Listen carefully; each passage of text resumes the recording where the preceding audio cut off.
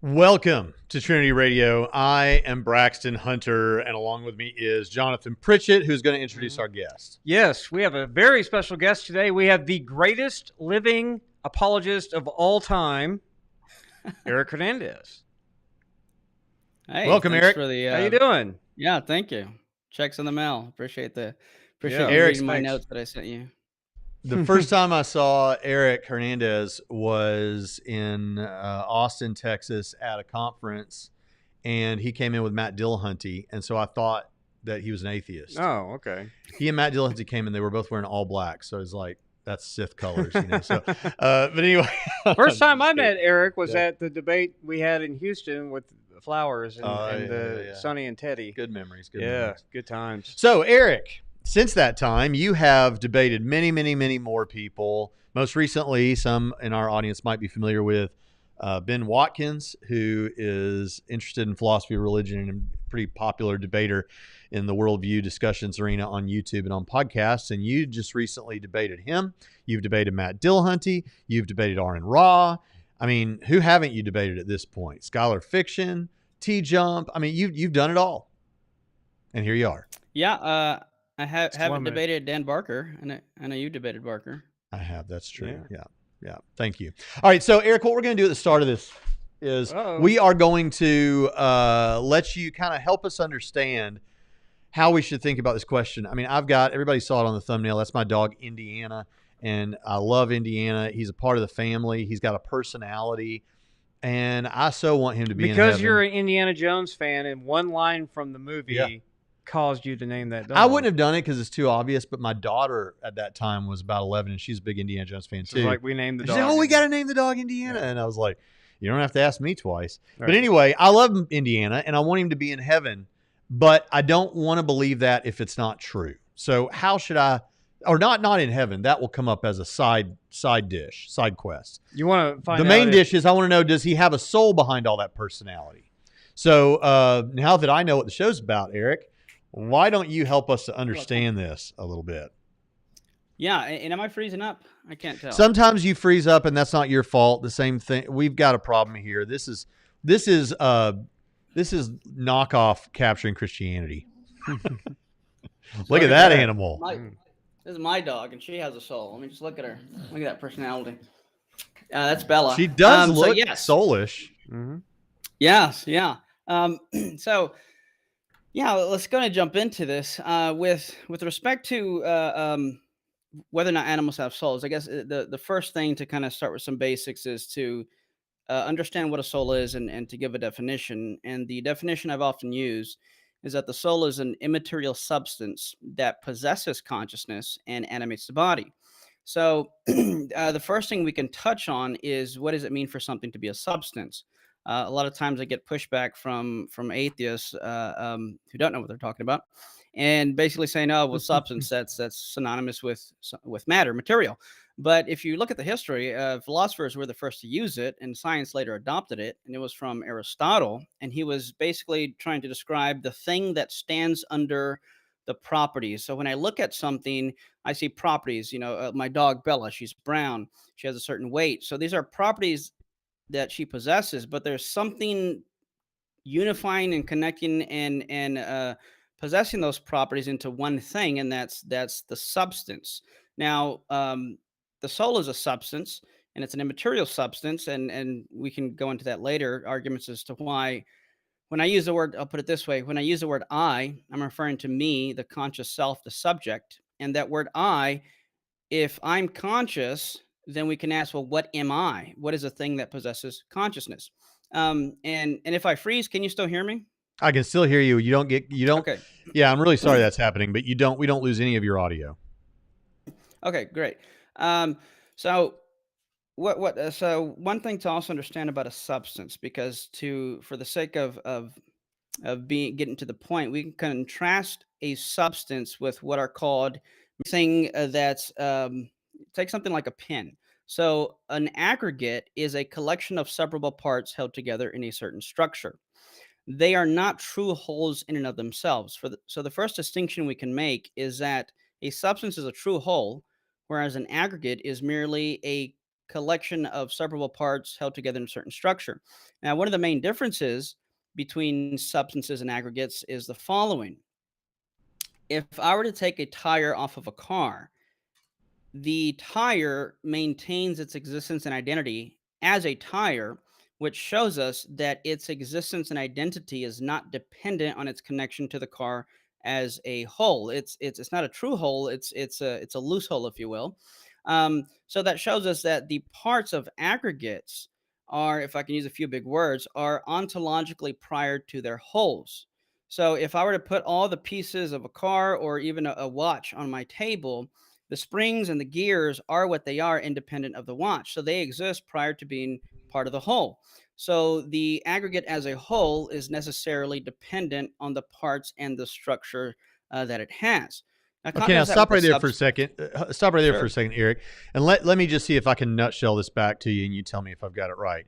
Basically, you're wanting to communicate to everyone that what we're talking about when we're talking about the use of the term substance in philosophy comes from Aristotle, and the use of the term substance is we're trying to describe, like when you talk about spiritual stuff, like maybe an angel's body or something. Like what are we talking about? What are we talking? It's not material, although angels can manifest materially, but it's a substance. What else are you going to call it but a substance, right? I mean, that's what people do. So you have physical and immaterial substances. And so what we're talking about there is just the stuff. And I think you headed this off, Eric. You said this, but I think it's good to really explain it again so people get it.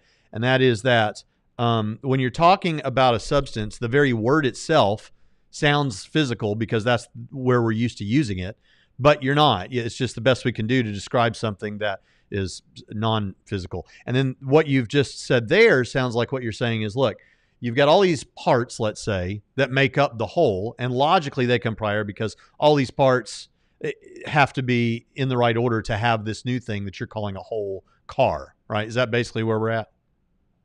Yeah, good summary. Yeah, exactly. So, and the word substance, comes to sub stand, to stand under, like a submarine is something that goes under. So a substance is a thing that stands under its properties and unites them.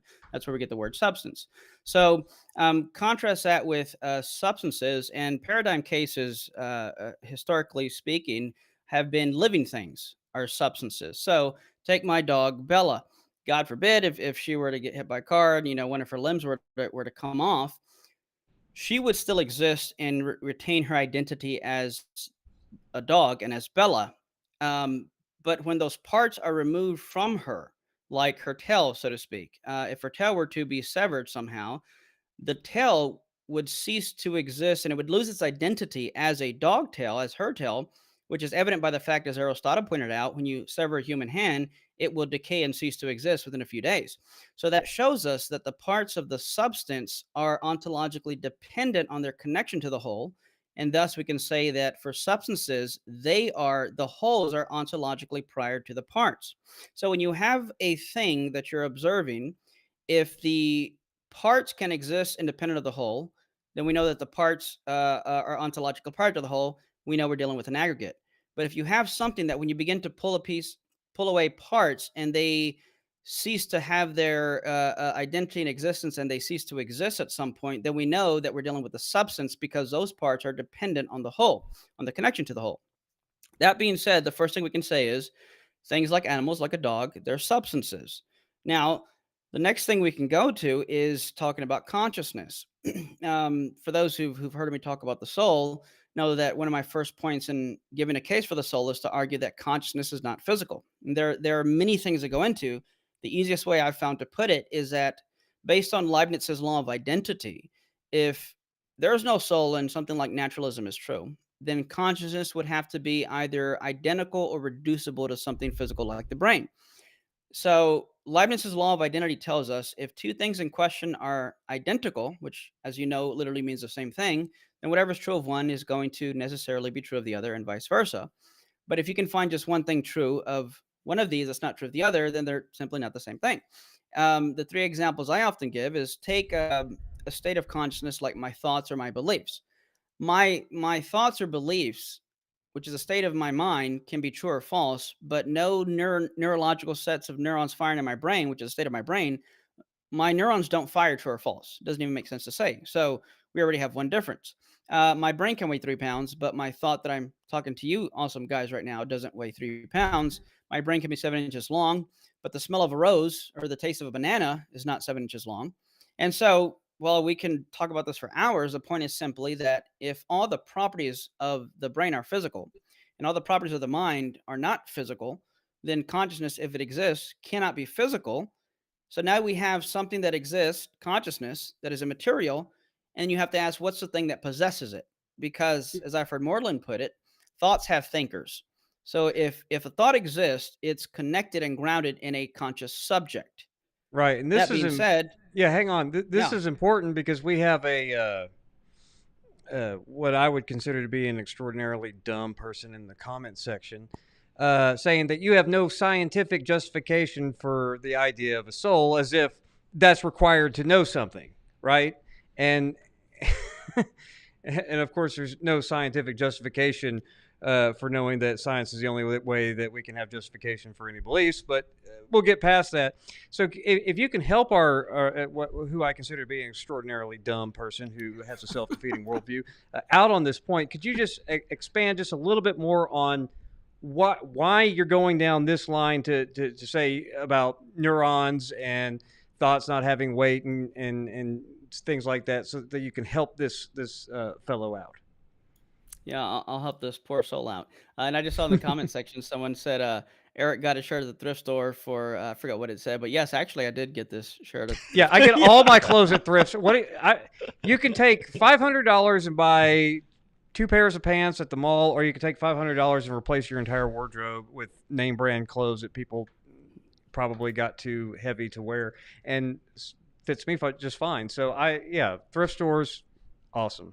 By the way, Yeah, at this absolutely. juncture, I'd like to say anyone who has questions for Eric or for us about anything at all, doesn't have to be about animal souls, but it'd be cool if we got a few like that. And I have a few already saved.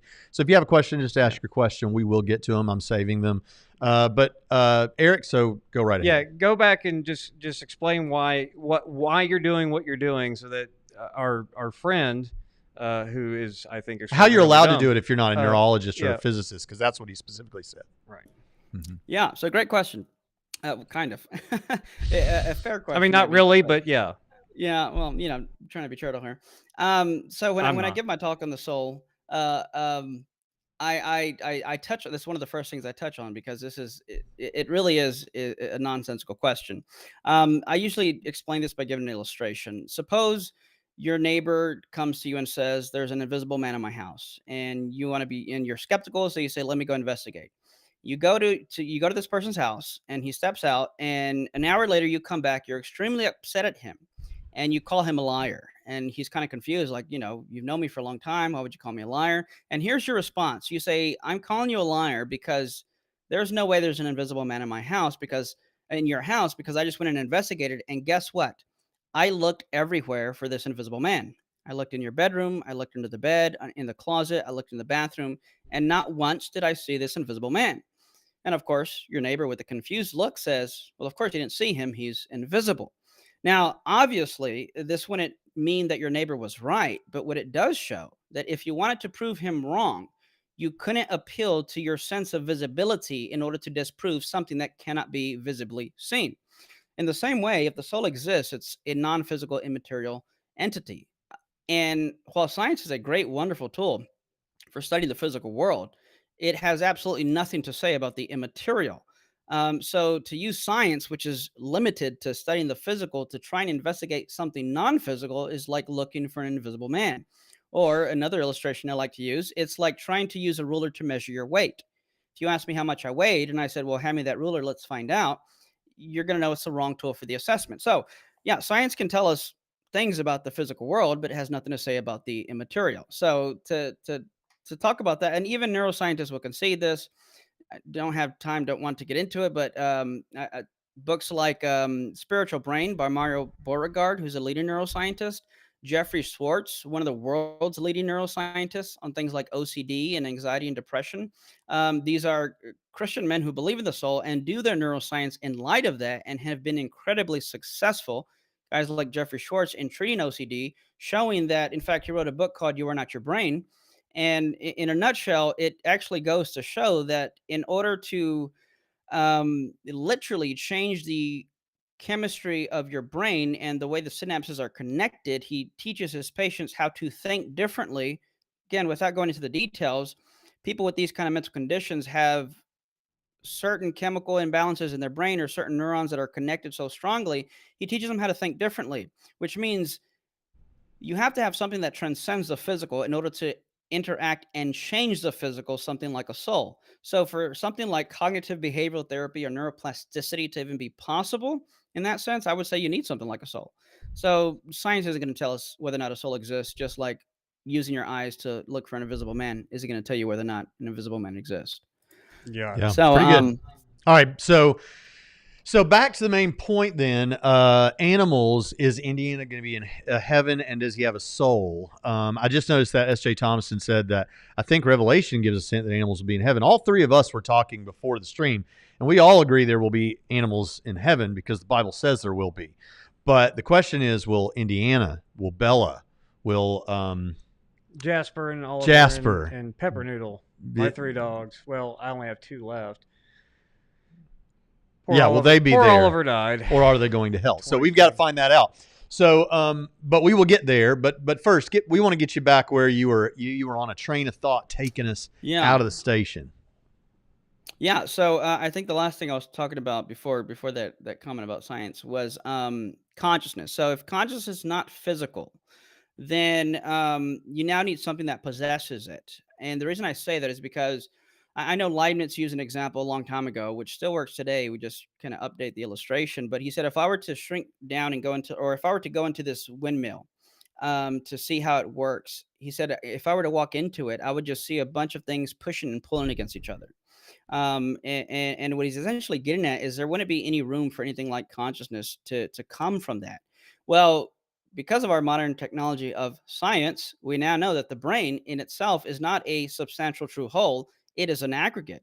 It is a collection of 100 billion neurons put together. And if we could shrink down to the level of an atom and walk into a brain, it would be largely empty space. And all you would be seeing is what Leibniz described a long time ago, is things, in a sense, pushing and pulling against each other. Where would you fit consciousness in there? Lots more to say, and I'm oversimplifying for the sake of time. But basically, you're not going to have something physical possessing consciousness. It's like asking how many number twos can you fit in your pocket and how much would you weigh if you put 50 of them in there? I mean, it just doesn't make sense. So you need something immaterial that's going to possess these things. Thoughts have thinkers. All that to say, we know that living things like animals are substances. We know that dogs are conscious. My dog Bella's conscious. And with those two things in mind, then we now know that there needs to be something that is going to ground these properties and ground consciousness and unify this whole, and that would be something like a soul. All that to say, yes, animals have souls. Fantastic. Well, that does make sense. And I think I've heard you defend that like this, saying that for reasons that we could unpack, but we don't necessarily have to here, that an animal that has a brain sufficiently like ours, is that how you say it? An animal that has a brain sufficiently like ours, we can plausibly say has a soul, right? Yeah. So yeah, right along those lines. So basically, without looking at the brain, because that is something. In other words, you have a priori and a posteriori. I'd say lines of evidence. What you're getting at is the a posteriori, which we can touch on a little bit, but to kind of start with the a priori, if you were to, if I were to step on a Lego, or you were to pinch me or stab Mm. me with a needle, you would see me, grimace or shout or kind of flinch back. And so, in other words, I know my mental states. My mental states are incorrigible. I cannot be wrong about my mental states. It's a whole nother discussion about showing consciousness is not physical. But I notice that when I get injured physically, there are certain ways I react, certain behaviors I engage in. And when I see my dog and I see her step on a Lego or something and I see her flinch, I am justified in attributing the mental states that I experience when I'm in that type of physical condition and attribute them to her. And I think we're justified in believing that she has those same kind of mental states. We know that animals learn, animals think. We see animals engage in behavior that is very akin to ours when it comes to thinking or having sensations, even feeling shame or anger, things of that nature. So I'd say we're justified in attributing Yeah, souls to. I don't mean to break in, but we've all seen those videos online. And if you haven't seen them, you should go look, of dogs being shamed for getting into stuff they weren't supposed to get into. Yeah, It it's plainly obvious this dog does not want to confront its owner, at the very least, because of what it did. Yeah, You know? my dogs know. They Yes. know when you get a little mad. Yeah, go ahead, yeah, Eric. Sorry about that. absolutely. No, yeah, that's a great point. I was even thinking about that myself. Yeah, and that's not So anthropomorphizing the dogs either, or humanizing them. It's real, you know. So absolutely. Yeah, no, great point. Absolutely. So we're justified in attributing consciousness to them, and of course, if you have consciousness, you're going to need something like a soul. Now, the other thing I'd say too is, um, as I said earlier, science isn't going to tell us anything, at least not directly, about whether or not a soul exists. But when it comes to a posteriori things, what we can do, and still this would have to presuppose an immaterial soul, and we can touch on why later if you want, but if you were to, I'll say it this way, if you were there's something known as brain mapping to where we now have an okay idea, even though it's still pretty new, but we have a reasonable idea that certain physical brain states are correlated with certain mental states. Now the question is, how do we know this? Because people say, "Oh, you can look at the brain and tell what a person's thinking." I mean, not exactly. We seem to be trying to do that, but we have some correlations. But here's a question: how did we learn that? To oversimplify, here's how we learn that. Um, let's say I'm the patient. I go into the whatever lab experiment. They put these things on my head, and they say, "Okay, Eric, I want you to think about puppies and candy canes."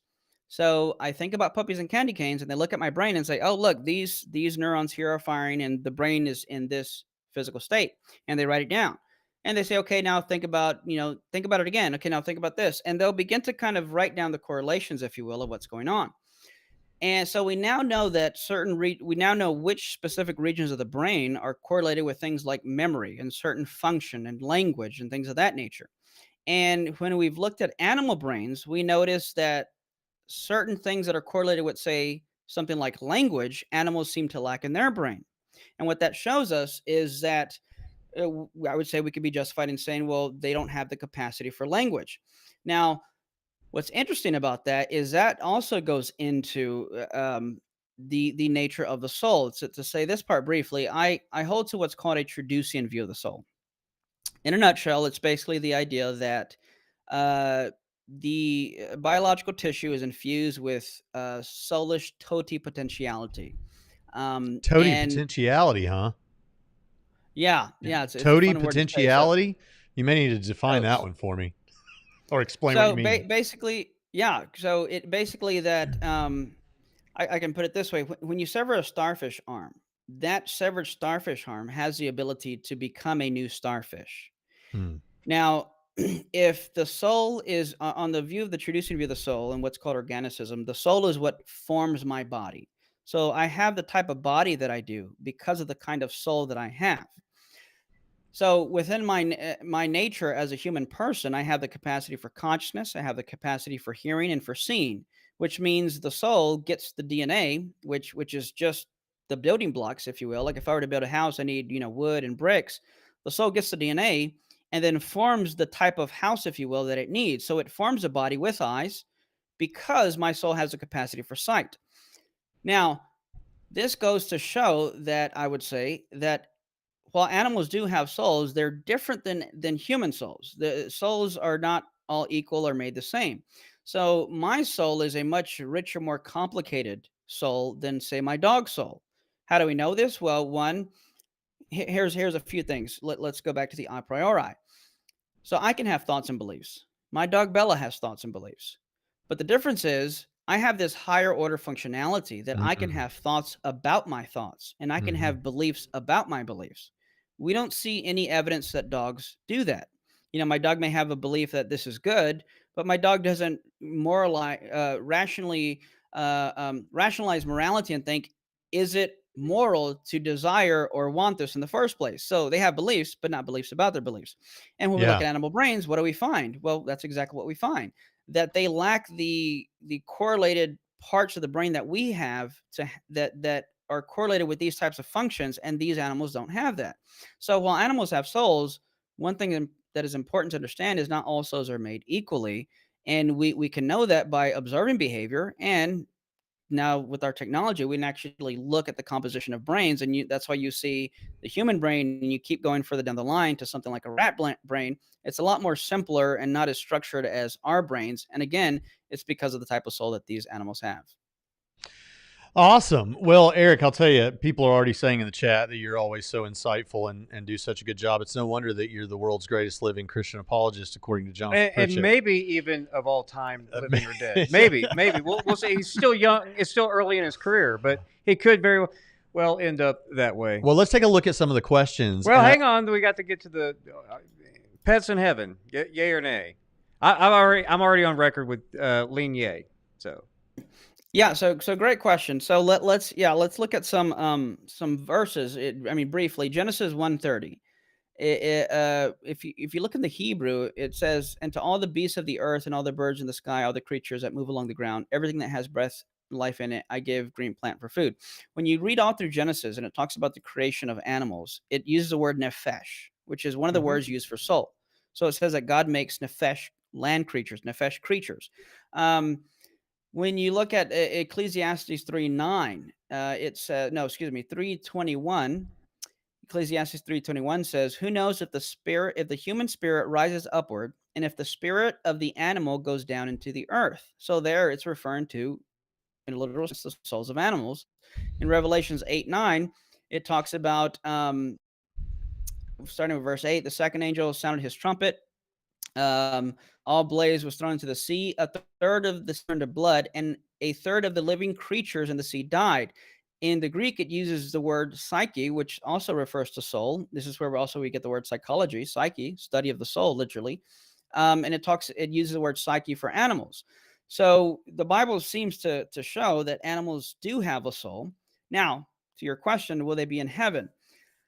I think there will be animals in heaven, but where I'm agnostic, but as you said earlier, a hopeful agnostic, I'm not sure if the particular animals that we have here on earth will be in heaven. So my dog Bella has a soul, but will she be in heaven? I hope so. And here's why I'm uncertain. When I talk at churches and talk about the soul, I also like to kind of get a feel for what people think the soul is. And you'd be surprised, the most popular answer I get when I ask what is a soul, it's something like the thing that goes to heaven. So in people's minds, they seem to equate. In fact, in my debate with Ben Watkins, he had this assumption as well. They seem to assume that if you have a soul, then automatically you get an afterlife and you're going to be eternal. The Bible doesn't teach that. about souls. In fact, it doesn't teach a lot of things about metaphysics, and that's fine. But the Bible doesn't teach that, so there's no justification for that. So the question is, well, then why do we go to heaven? Without going deep into this, and this is one of my arguments, or maybe I could say at the very least hesitations against the annihilationist view. Um, I've heard Moreland argue that because we bear God's image, it would be immoral of God to snuff us out of existence. So God would not destroy something that bears his image. So because we bear the image of God, that would grant us an afterlife, whether that be in heaven or hell. I mean, Now, that's animals don't bear dependent God's upon how image. you define the Imago Dei. I mean, there's a lot of discussion about what that is. I mean, for some people, it's like Braxton will say, think about everything that God's like that we have in common, and then take away. And with Yeah. the stuff that we have in common with God that the animals don't have in common with God. Right. Yeah. Others would argue that it's more of a vocational priestly role. Mhm. So it has really nothing to do with like substances and stuff. It's more vocational. So it all hinges on how you define the Imago Dei. But I mean, that's a fair point. The reason why, well, Yeah, I mean, well, hold on. It's a good enough point that it needs to be highlighted again. So basically, Yeah. if an animal has a soul, and if the Yeah. nature of souls is they can't be snuffed out, well, then animals in the afterlife. Yeah. And that kind of brings us to a question that someone had. Honest Atheist asks. Well, but animal souls possession could of be snuffed out because they're not image bearers. Oh, yeah. according Well, to- this to- is only specific to that, isn't it? Yeah. We're not talking about Yeah, animals. and in fact, I want to touch on Sorry, so honest the atheist. functional, the functional role. So I've heard that as well. You know that the Imago Dei could be more of a vocational or functional role. Um, the pushback I would give to that, which I've already touched on, is remember earlier when I talked about the bodies, and I said the reason we have the body we do is because of the type of soul we have. So if it's within my nature to have the capacity for sight, my soul would develop a body that has the capacity for sight. So I can put it this way: my capacities and functions are ontologically grounded in the type of thing I am. So, Yeah. in order for me to even fulfill a functional role, I have to first have that kind of thing within my nature. So, even if I were to grant a functional view of the Imago Dei, I You would could just say say that that has plus to everything else. presuppose.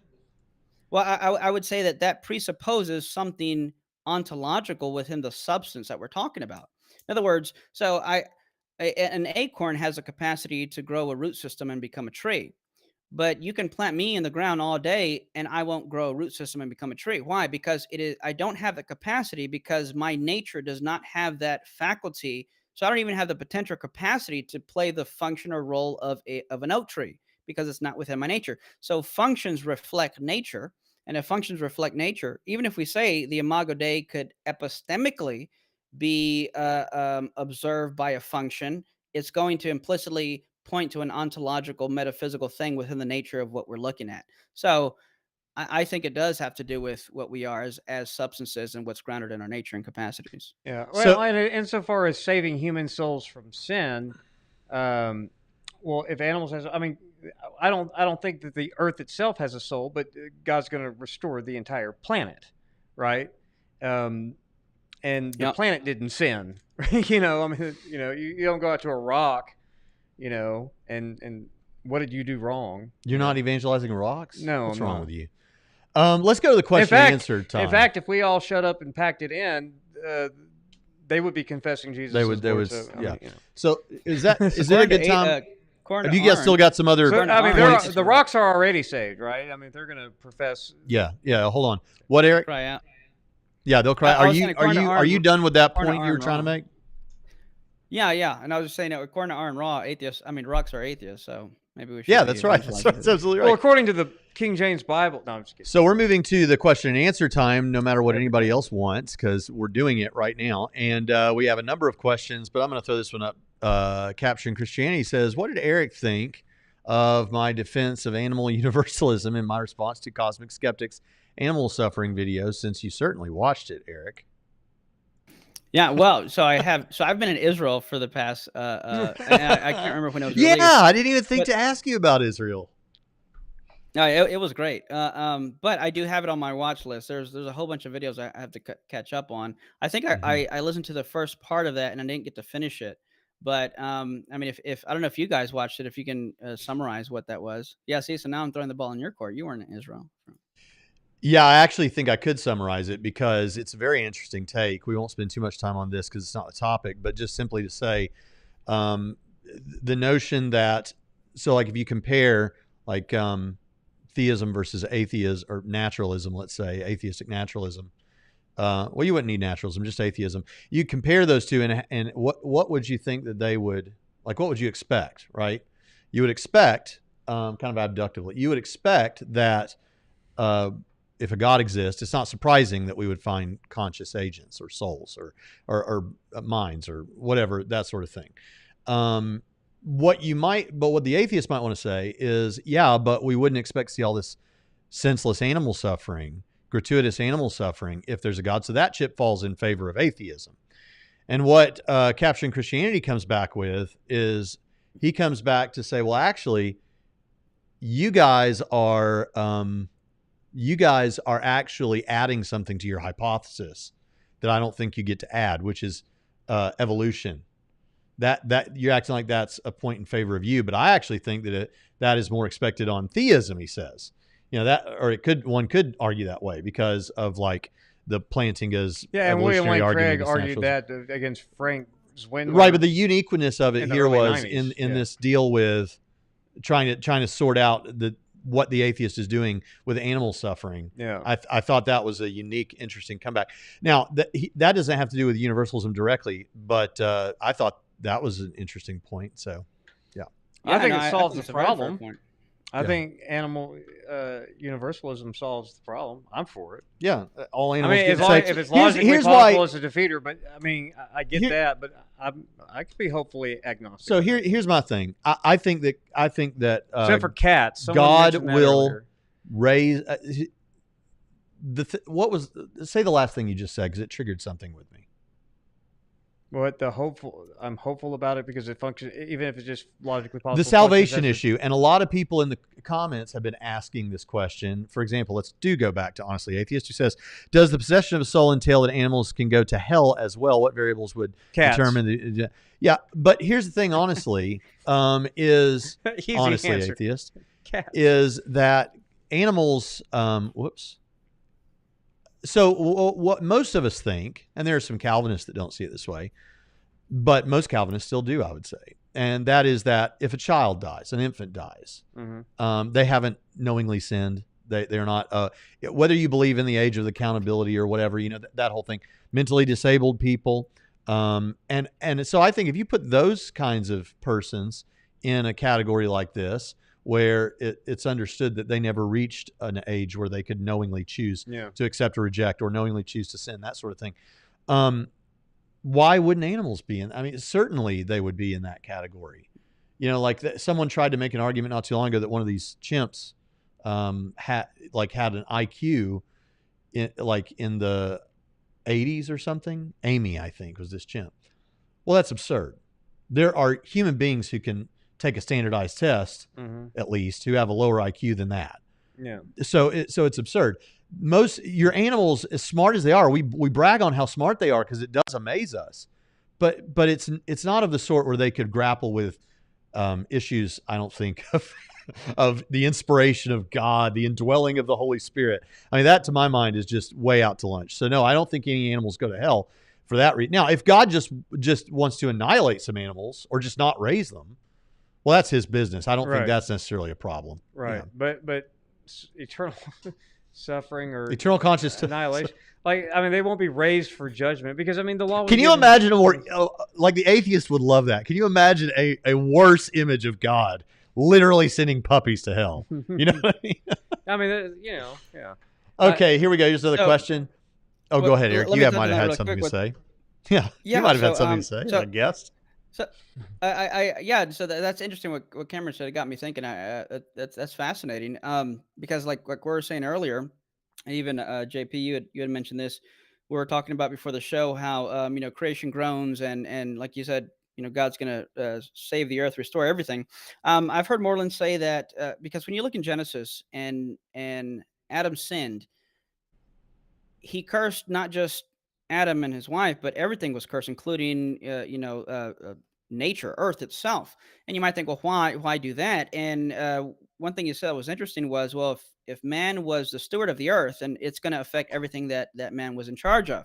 So obviously, man was in charge of the animals. So yeah, I think that a good case can be made there about some type of universalism for animals, to where there'll be some type of restoration or salvation, if you will, for them. Some type of universalism. Moreover, a couple other things is, um, when you look at, so Bell's donkey, right? Bible says that God opened his mouth and he talked. That's really interesting. I don't know exactly what to do with that, but of course it does show that there was consciousness and thinking. And at the end of the day, yeah, it would make sense that, that God would kind of restore whatever kind of, in other words, kind of do justice, if you will, to the animals, that lived here and have So have here's the let's interesting just go question to then. what Clay said last week. Okay, Hold well, on. hang on. I Yeah, got yeah. one question built on that. So, do we Well, this is do about we that. do we become vegetarians then in the new heavens and new earth? Why? They're already cloning meat so that people can have hamburgers without killing any animals now. You think it's going to be less impressive in heaven? Okay, well, there you go. Sometimes with heaven, and I do mean that, I heard Jerry Wall say this, I think it's a good point, is when people sometimes present you weren't presenting a problem, but like when people present problems for heaven, sometimes they just aren't that creative. Because it's not that you just make stuff up, but with an undercutting defeater like this, you do just have to think of anything that would avoid it being a conflict. Well, a lot of people have this idea, even when they think about the new heavens and new earth, they think of a reset button to where it goes back It's to back like it primitive. was. Yeah. I don't know I don't know where that comes from, but I don't see any reason. But Richard Dawkins, and we did a show on this a couple of years ago, with all this meat that we're cloning now, or able to clone, he's like, hey, we could have human burgers. And everybody cringed at Richard Dawkins universally. All right, so let's get to super chats, because we do Pritchett rules. We have preferential treatment. Yes. Jim Amberg, who is our channel angel, says, what about bacteria? Do they have souls? And that's a good question. Like insects, bacteria, what do you say? Yeah, so great question. I'd say that the easiest, so I Thank you gave for kind of super two chat, criteria too. for whether or not something had a soul. One is that at minimum, it has to be a substance. And then I think the bigger one for like saying for sure this has a soul is whether or not it's conscious. That being said, bacteria is not conscious, so I'm hesitant to say that it has a soul in the way we think now, because the same could be asked of plants and things like that. Aristotle did talk about vegetative souls, but he called the soul like a life principle. If you want to call it a soul, yeah, sure. I personally don't use that word for things like plants or things like that. Aristotle would say so, but it'd be more like of a life principle. But also to say it's a substance. So if bacteria is a substance, it at least meets that requirement. But I think that that's necessary, not sufficient. Where I think being conscious is a sufficient condition for knowing whether or not something has a soul. I don't know if I can't say bacteria are conscious, so I don't know if I could say they have a soul, but I would say, yeah, they seem to be substances.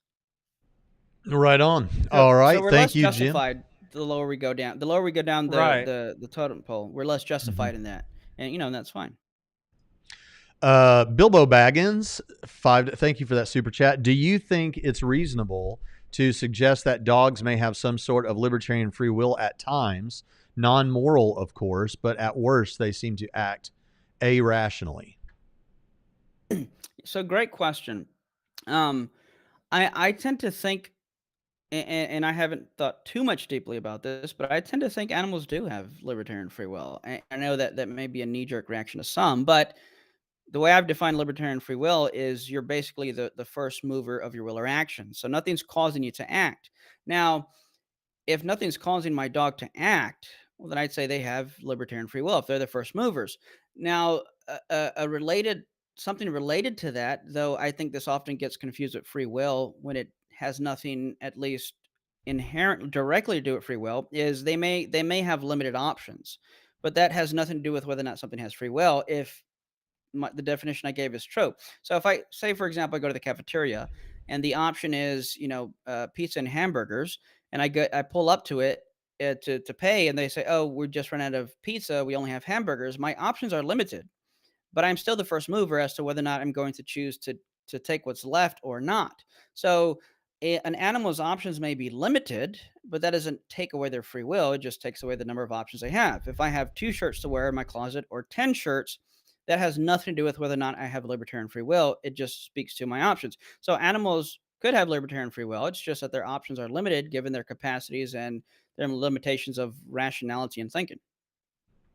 Yeah. And another thing that I want people to take away from that is with libertarian free will, someone else asked the question, well, if they have libertarian free will, don't they have moral responsibility? And the response to that would just simply be to what we said earlier about salvation as it relates to animals and whether they need that. These are not moral creatures in that way. You may get an inkling of that from time to time. Some dog saves a kid from a railroad thing or something, and now we want to ascribe all this praise to the dog, and why not? Dogs are awesome, but it'd be wrong to think of them as moral creatures in the sense that we are moral creatures, I think. But thank you for that super chat. Right. That's kind of instinctive to protect this is kind of an inherent protect your human kind of thing. Yeah, and you were talking a little bit ago, Eric, about what is it like for, they don't have hierarchical thinking, so they have thoughts, but they don't have thoughts about their thoughts. And I've tried to capture what I think that might be like in thinking about it, but the best I've seen is in the 3rd book in C.S. Lewis's space trilogy, That Hideous Strength. There is a bear called Mr. Boltitude, and Mr. Boltitude has a human caretaker, and she goes away. She's gone at some point in the story, and we get the whole scene like from C.S. Lewis narrating Mr. Boltitude's thoughts, which he basically just describes that Mr. Boltitude isn't really aware that his master is gone. He just notices an unhappy absence, or something like that. And so it's hard to get your mind around how animals think. Yeah. I don't think they have the same frames of reference as us, but it's interesting. All right, let's go on to Jed Phillips. He's a Trinity student, Eric, and he says, when do humans obtain their souls? I know you'll want to talk about this. Is it created simultaneously with conception? Does God create a soul and manifest the soul at the point of conception? This Eric is an interesting one. Yeah, Eric's view, the Traducian view, is the first part of that, and then the creation view, the view that I hold, will be the second part of that. Well, he happens to be here. Yeah. What do you think, Eric? So I get this question often. So Pritchett was alluding to, there's essentially two dominant views on the origination of the soul, if you will. One is called the creation view, and the other is the Traducian view. And I've always oversimplified, again, this is an oversimplification, by saying in the creationist view, God has to zap, if you will.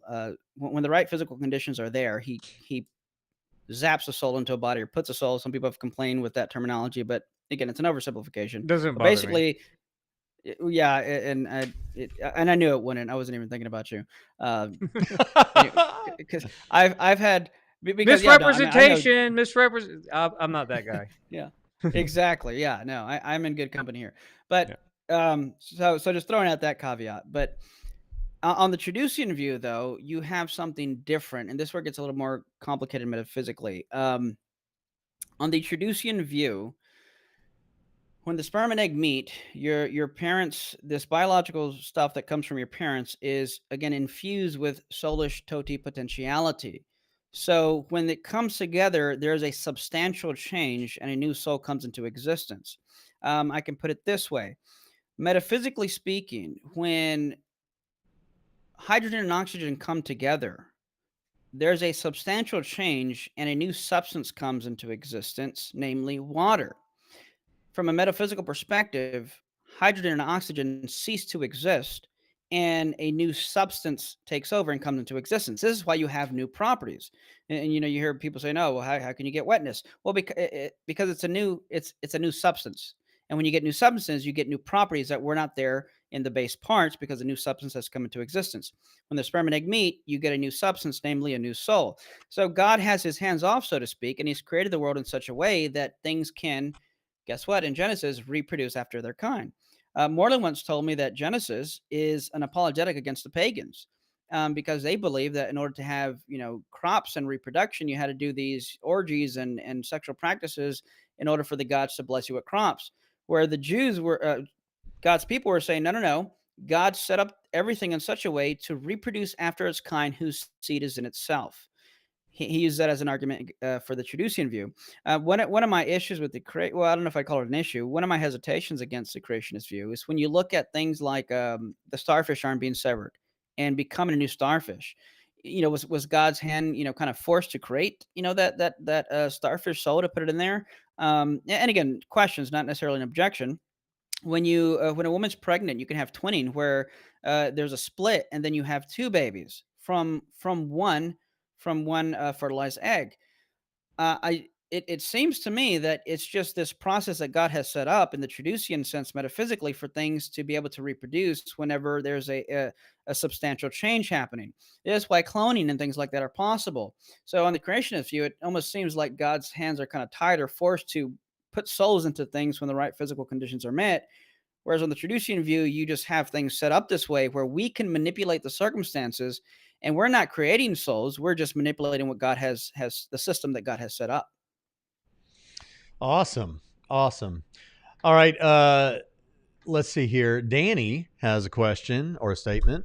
The main problem I have with the general notion of souls is that I don't think I don't think the mental can be reduced to anything, whether that be souls or brains. Comments, Eric? Yeah, I mean, I agree. No one's reducing mind to soul. Now, there are different forms of substance dualism. That kind of view is kind of typically affiliated with the Cartesian dualism.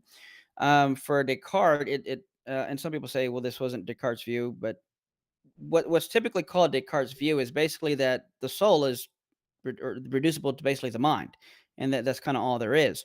Whereas on the view I hold to, I think Moreland calls it Aristotelian metaphysicalism. The other nickname he's given it is Thomistic-like dualism, where the soul is far more than just simply the mind. I mean, the soul is I said this in my debate with Watkins. It is mereologically simple but metaphysically complex. So there's the structure of the soul is deep, it's rich.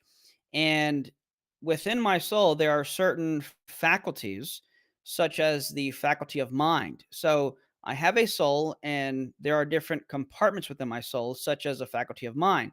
So I'm not reducing the mind to the soul. I'm saying the mind is a capacity of the soul, and hence in my definition, the soul is actually what possesses consciousness and unifies consciousness. There's even an argument from the unified visual field that Eric Larock gave, and William Hasker gives an argument about unified consciousness as well, that basically saying if you have a unified visual field and a unity of consciousness, what does that mean? Right now, if I were to introspect, I can feel the temperature in my room. My hands are a little bit colder. The seat, is pretty soft. There's an itch in my left foot. I want to scratch the back of my head. I'm experiencing all Go these right ahead. things in one. Thank you. I'm experiencing all these things in a unified way because there is something, a single substance that is grounding and unifying these things into one single experience. Mhm. That would be something like a soul. So no, the mind. I'm not reducing the mind to the soul. I'm saying the mind is a capacity of the soul. Well, on that same note, he asked, is it logically possible to have a mind and no soul, where a mind is taken to be a non-natural entity? Yeah, good question. Well, I if don't his think definition of so. soul, if you remove some of the properties of it and just left that one, um, you couldn't, because it's still part of the soul, because the mind is only one aspect of it. So I don't know how you could get there if the Yeah, mind is right. one So it's part of this complex and rich thing that we call the soul. Structure, substance, whatever. I mean, because it's not just mind, right? On Eric's view, anyway. So I don't see how you could get that, because then you would just posit mind as I mean, you're just using mind as another thing separate from the soul. But if you took the view of dualism, where the soul is the mind, right, then you're just giving it a different word than soul. You see what I'm saying? Maybe. Like the Descartes view that your soul is your mind is your soul. Yeah. Okay, so now you're just calling it mind and saying it's not a soul. Yeah. Whereas on Eric's view, It's a part of the soul. it's a or a property of the soul. yeah. I should say. faculty pertains or to- capacity. Yeah. Right. So, so another thing I'd say is that, so the soul has inseparable parts. My mind is an inseparable part of my soul. So I would say if you have a mind, I would say, yeah, you'd have to have a soul. And in other words, you can't, as I said earlier, thoughts have thinkers. So if there's a thought, it's grounded in a conscious subject. What's a conscious subject? Well, that's how I would define a soul. The self, I am a soul. So if you have consciousness, you have something, a subject that possesses it, namely the soul. And again, back to the inseparable parts, it wouldn't make sense to say um, that I could pull out my thought that grass is green and throw it across the room. No, it's a part of me. So you need something to ontologically ground the faculty, the capacity of mind, and that would require something like a soul. Right on. Okay, what role does our body play in informing our spiritual state? I was talking to a friend and we both got chills. All kind of ideas were flowing. Are chills causal? Can we incite spirituality? So maybe the simplest question or way of thinking about this is the question about how do our bodies inform spiritual stuff, soulish stuff, I guess. Yeah. So there's a cause and effect in while embodied dependence relationship between the soul and body, soul and brain. But I would say a few things. One, it's a two-way street. If you were to hit me over the head, cause brain damage, yeah, you can affect functions like my memories, which are in my soul, which they're in my mind, which is a part of my soul. They're not in my brain. Um, People have heard me give the guitar illustration. The note C is not inside the guitar, though there's a correlation between certain strings or even a piano. I don't open up a piano and pull out notes, even though there's a correlation between them. So I can do things to the physical that will affect the mental. And what really gets me is sometimes I'll have atheists object by saying, "Well, no, because Alzheimer's affects my mind, therefore the mind is a brain or there's no soul." First of all, that's not an epiphany. I mean, people before neuroscience existed, cavemen would have known that if you hit me really hard over the head, I'm going to get dizzy and, could lose my memory. That's not some epiphany that we just found out, like, oh gosh, no one's thought of this in thousands of years. So there's a cause and effect relationship. So yes, you can cause certain things to happen within my soul by affecting my body. I've heard of things like the God helmet. Sure, but you can also have something like the beach helmet, where you can put a helmet on me and make me think I'm at the beach, but it doesn't prove beaches don't exist or nothing like that. Now, the two-way street I'm talking about lends into free will and neuroplasticity, cognitive behavioral therapy, what I was talking about earlier. Someone who has OCD, every time you have a thought, you kind of dig a little groove in your brain. And each time you do that habitually, and it's associated with some type of stimulation, it becomes second nature, and this is how habits are formed. So, in order to change that neurological pathway, you have to begin to challenge the thought and think differently, which means you have to go against your habitual, causally determined thoughts that are going to happen in your brain. This is how, in psychology, this is how conditioning works. You have to be able to go against that mentally, and you begin to change the way your neurons connect. So, sure, affecting the physical can affect the mental, my soul, but also my soul can affect the physical and cause real changes. If you worry and have a lot of anxiety about something and tend to be a worrier, you'll have things like ulcers and you'll cause yourself to get sick by doing something mental. Yeah. Well, as a person who has an anxiety disorder, I can tell you that, and OCD, a form of OCD, I can think of a thought that I don't want to think about, and I think about it over and over again. It's like if I tell you not to think of a pink elephant, you're thinking of a pink elephant. But I think about that and worry and worry and worry. And you're right. It's digging a trench in my brain, and it's easy to fall right back into that when you get close to it. So it's wild. Absolutely. But, Yeah. yeah, I think that's helpful. Anything else on that? We got 3 questions left. Can you make it, Eric? Yeah. All right. What is Eric's view of abstract objects?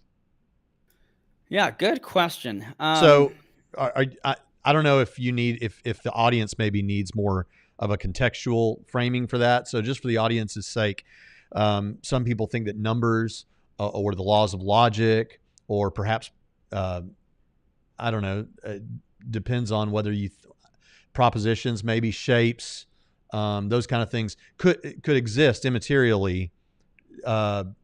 Like you often hear, for those of you that are apologetics fans, you might have heard William Lane Craig say, Okay, so we have a cause for the universe on the Coulomb cosmological argument that is a spaceless, timeless, non-material, sufficiently powerful. Or at first he just goes spaceless, timeless, non-material. And he says, now there are things like that aside from a mind. That'd be something like the number 7, right? But the number 7 doesn't have any causal powers. It can't do anything. So there are people who think that numbers and shapes and all these things are abstract objects that just kind of exist out there, maybe necessarily. So Eric, so this person is asking, Eric, do you think that's true or not? Yeah, and that's a really big question. I tend to lean towards yes, but it kind of depends on what day you ask me because I think there's issues with both sides. But I think even saying yes, it comes with a lot of. I think both positions, where they say yes or no, comes with a lot of. I don't want to say problems, some baggage, some challenges, difficulties. What people often who do believe that they hold to some type of divine conceptualism, where they think that these things are in God's mind. Um, I used to hold to that, and when I asked Moreland about that, he made an interesting point. He said, "Well, if colors would be abstract objects, and if God's mind is what possesses the abstract, color pink, then His mind would be pink." So that kind of gave me hesitation. So if God's Mhm. mind contains these things, and then His mind would take on these properties, and I don't think it makes sense to say that God's mind is pink. Um, so what I would punt to, and again, I haven't studied this really in any depth at all. I'd like to at some point, but there's something called absolute creationism, where God is still responsible, and it's not. And when I say create, I don't mean like temporally. He sustains these things, and easiest way to put it is he sustains these things, and they're dependent on Him, even though He couldn't Yeah, wipe them out of existence. And yeah. and so they're still dependent on God, but they've always existed. Yeah, well, because there's different ways we can talk about contingency, right? One way to talk about it is it couldn't have failed to have been. Well, in that Exactly right. sense, we would almost say about those things, oh, well, they're necessary. But another sense of contingent is that they depend on something else for their existence, and in that sense, they'd be contingent. So, interesting discussion. All right, we got 2 more Yeah. questions. One is from Kevin O'Connor, and he says, the argument from the conservation of energy convinces me that no souls exist. Do you know about and disagree with that argument? Yeah, so I definitely disagree with it for a few reasons. A few things is one, the conservation of energy, and often you throw in there the law of causal closure. The first of all, these are like rules of thumb, kind of like methodological naturalism. They're rules of thumb for closed systems. But of course, you're going to have to assume that we live in a closed system, or that this is a closed system. If something's not a closed system, well, then that law doesn't apply. So if I wouldn't be a closed system, it wouldn't apply, and my soul could engage and interact. Another thing would be that even if because so for those who don't understand, basically it's that you're not going to create any new energy. And then some people would argue, well, and if the soul does create new energy to even do something as simple as lift my hand, well, then you were going to have to detect it. So what I'll say about that, I've heard Moreland say, imagine if you could just flip a switch and release all the water in the Hoover Dam. The comparison of energy it took to flip the switch with how much energy is released with all the water is so trivial compared to it, that it could be the case that even if there was energy created, it would be virtually indetectable compared to the energy Hmm. that's being released. Another thing that's really interesting is when you look at quantum mechanics, what is it called? There is Quantum something, and I have to look up. superposition with the observation causing things to collapse the waveform to collapse in a certain place. It's That sounds about right. indeterminism. Yeah, this is a thing I have thought about a lot, and Roger Penrose has written something about it. Is the idea that since it seems that with and people will tell me no, it's not. It's when you use a measuring device. Okay, but we can go further than that, and it seems like maybe there's something to do with observation that causes um, um, that causes the waveform to collapse. I have a video handling the debate or dealing with the debate between Michael Jones and Matt Dillahunty. And I explain all this stuff about quantum physics at the beginning. I read a whole bunch of books to figure out basically so I could talk about it like I knew what I was talking about and not make rookie mistakes. So I'd encourage people to go check that out. But yeah, the idea here, and this is what I think is interesting, if you could affect the physical outcome of something simply by observation. So even if you don't like the quantum mechanics thing, think about this. Think about you've got a video game character in a simulated world, and let's imagine this is not a multiplayer game, and the individual is there. You're playing the character, but the character's in the room, and let's imagine that nothing behind him is manifest as a cartoon image for the video game. It's all ones and zeros. But as you turn and observe that part of the room, it all collapses into all those ones and zeros collapse into the structure of the room for the player. And so when you're talking about this issue that we're talking about with Kevin, that he brings up, it's that, well, what if the way that the soul interacted with the body was not by because this is, there's an interaction problem. That's what it's called in the literature. But what if there's not an interaction problem? What if the soul interacts with the body through something like that observation? Now, that may sound strange, but I think that would resolve the problem. Yeah, so the word, and I found it. It's called quantum entanglement, and basically, Oh, yeah. there. Entanglement is different. Yeah. Do you want to So there explain are that? two or Yeah. more. Yeah, yeah, sure. There are two more particles that interact in such a way that basically, when you measure one, it causes the other one to act in a certain way. And what's interesting about this is that the particles are so far apart that there's no exchange of energy that's involved. And yet, Mm. by simply measuring one, it causes the other to do something. It has a causal influence that does not involve an interjection of energy into the system. So it could be the case that that's exactly how the soul and mind, Yeah, the soul that's and an brain work. interesting one too. So the quantum entanglement, like you just said, once two particles become entangled, for our purposes, each particle will either be, let's call it spin up or spin down. That's how they talk about them. Don't worry about why, just spin up or spin down, 50-50, But when they become entangled, those two particles could be as far apart as the other end of the universe. And like you couldn't get there in time for the energy to be the thing that causes it. But yet, if you check the one that you have, and it's spin up, the other one will be spin down. And they do this like across the room, but it doesn't matter the distance. And so, in fact, transporters from Star Trek have been described this way because you can actually introduce a particle to the entangled particle, and the other entangled particle, wherever it is, takes on, I think, becomes that particle or something like that. It's weird stuff. But I think quantum mechanics does give us rich landscape for thinking about how this could be accomplished. Yeah. Yeah. Last Absolutely. question, Eric. Eric stated, we cannot be wrong about our mental states. Can a schizophrenic person be wrong about their mental states? No, they can't. And it's I have an idea of what you might be asking, but the simple answer is no. But let me elaborate on what I'm talking about. Say I walk into a room and I see an orange cup on the table. But let's say that the room was also pretty dim. It was kind of dark in there. And then I flip the light on and it's actually a red cup. Here's a question. Did I see an orange cup? Yes, I did. Because what I'm reporting is my mental sensation of seeing, of having an orange cup appear to me orangely, if you will. So I'm reporting my mental states. I was not wrong about what I experienced, but I was wrong about the physical object I was describing. So we shouldn't confuse the two. When you go to the eye doctor, they literally depend on this principle that you cannot be wrong about your mental states. How so? Because when you're taking an eye exam from across the room, they say, what letter is this or what number is this? And you say, oh, that looks like the letter 8. They're not going to laugh and say, wow, what an idiot. It's the letter 3. No, they trust that you're reporting your mental states accurately. They don't think you're lying. And they trust that you're not wrong about what you are experiencing, your mental states, even though you are wrong about the number that you claim to be seeing.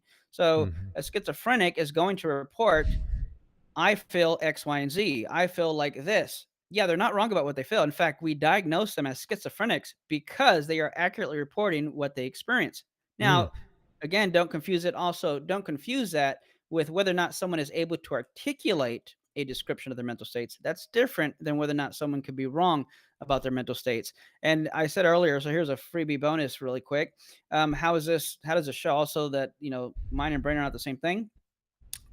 There's something called phantom limb pain, where people can feel pain in a limb that they no longer have.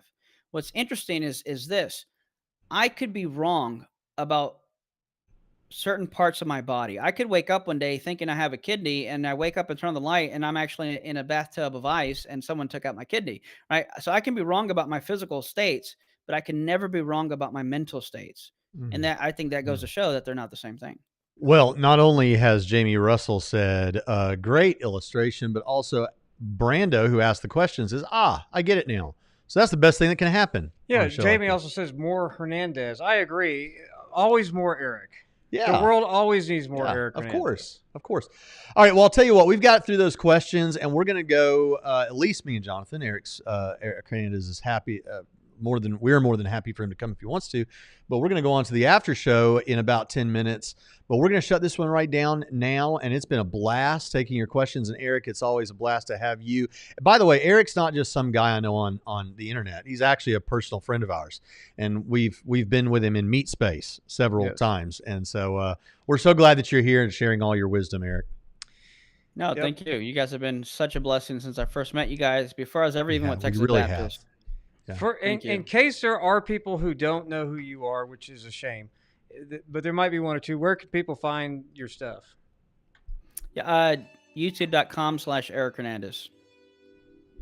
Right on. There you go. Well, folks, this has been a blast. And Eric, thank you for coming. We'll see you all next time on Trinity Radio.